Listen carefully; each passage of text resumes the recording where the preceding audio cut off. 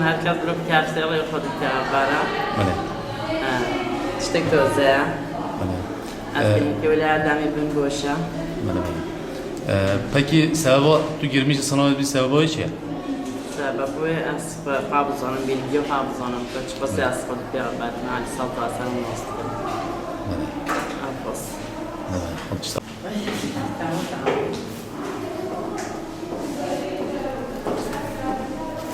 Gel.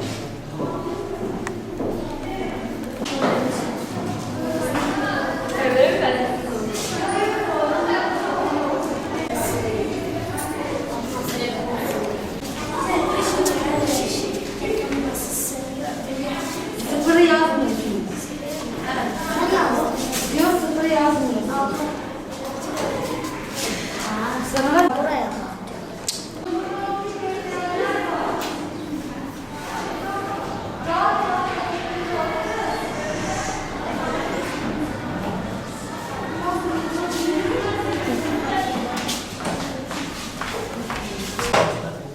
Tamam, yine şey.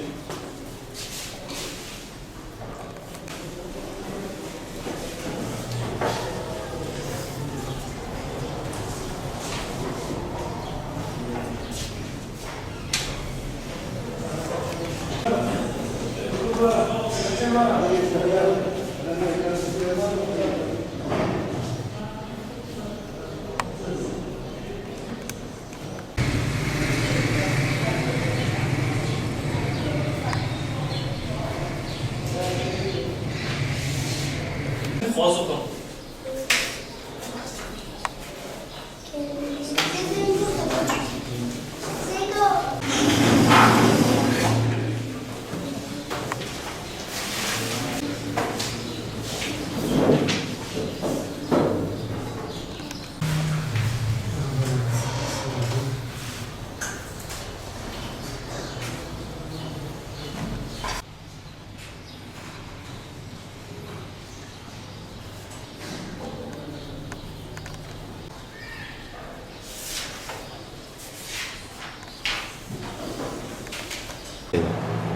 Peygamber Sadaka Platformu olarak bu sene 300. yıl olarak verdiğimiz kurtulduğumuz siyasi sınavında 1350 katılan